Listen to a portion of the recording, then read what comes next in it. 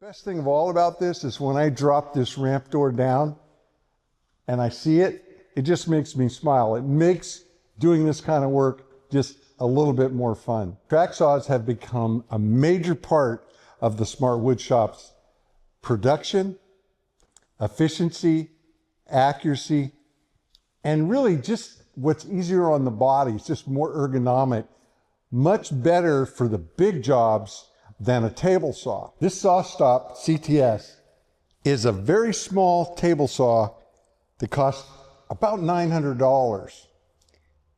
Would I even buy a table saw in this day and age? I'm working on a video to answer that question.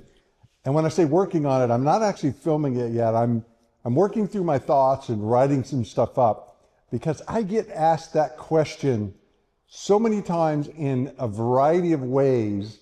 And when I put out my opinion on it, which I've done in the past, I get a lot of pushback and I think there's confusion over it. So I really want to make an absolutely crystal clear opinion, my opinion, what I think about a table saw in this day and age, and do we really need one? So make sure you're subscribed to the channel and also ring the bell so you'll know when I put up the new video so you won't miss that one. I think it'll be interesting. There is no table saw that will do it better than a track saw, both in production, meaning how much you can cut in a given time period, and also accuracy, how close each piece is to being what you intended it to be. There just is no table saw to match that. With the track saw being that important to the Smart Woodshop in my production and just completing the projects that I'm working on, I want to make sure the tools and accessories that go with the tracks are easy to use, in my line of sight. I can grab and pull out and set up exactly what I need very quickly. Again, a big part of the efficiency. So I have my 3 tracks down here, the 3 sizes that I use. In this top drawer, I have a lot of clamps and bench dogs to do with the Smart Bench, but I also keep track accessories in here as well. So these are easy to get to. When I'm set up on the job, you'll see this is always open about this amount. So this is my track accessory wall here and there. These are all tools that work with the track or on the Smart Bench to do with the track. They're in my visual line of sight. So from in the shop or where I'm set up, I can see what I have. I can come over and without unhooking anything, there are no straps, no clamps. I can just lift the tool off and take it and set it up, and I'm using it. And for the doubters, these don't fall off when I'm traveling down the road. They never have. And I've traveled a lot with this trailer in the last 7 years, and the previous trailer to that, and the box truck I had before that, and then before that when I had my cruise and I had multiple trailers. The system of storing the tools evolves, but it is time tested. Tools don't fall off and they're easy to get. That's important to the Smart Woodshop. Sometimes though, adjustments have to be made as the tools change or evolve. Case in point, recently, in the last few months, TSO released their Pro Narrow Stock Guide, and I did a video on it, and I'll put that video at the end of this one. But this changed everything for narrow ripping. When it came to a track saw, anything a little bit wider and bigger, 100% was done on the track saw, never went to a table saw.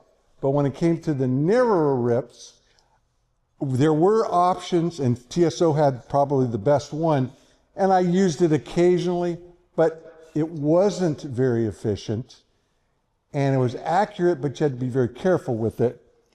So I just didn't use it that much. Then they released this one, and that changed everything. This is, for the most part, as easy and efficient to use for narrow stuff as the wider stuff, and will compete with the table saw. But then there was a variation in storing it on my wall.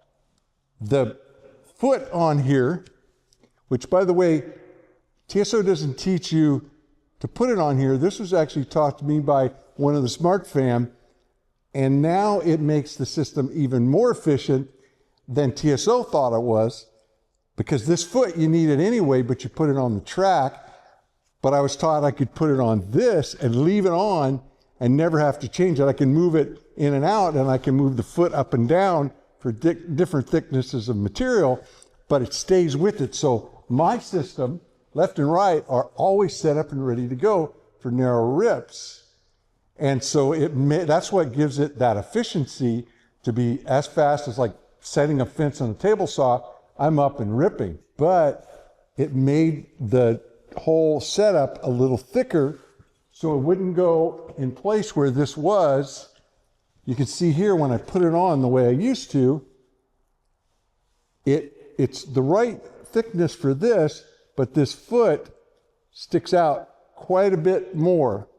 So I needed to just make a new one, something thicker, or take a piece of 18 mil and put a piece of quarter on the outside. I had a couple of different things I was getting ready to do, but I made a fix that was a lot simpler, and I'll show you what I did here. If you'd like to get a detailed set of plans to build yourself a miter saw extension, a smart bench, a smart station, any of the accessories like the smart cart that work with the system, or the Smart Woodshop itself, you'll find the link in the description of this video down below where you can go purchase plans or packages of plans and download them instantaneously 24/7, 365. I took a piece of 1/4-inch ply and I ripped it down and cut it to length to fit right on here. So when I put this on, the way it goes here, you can see that if I push this out toward there, it's just thick enough that that foot now will fit against here.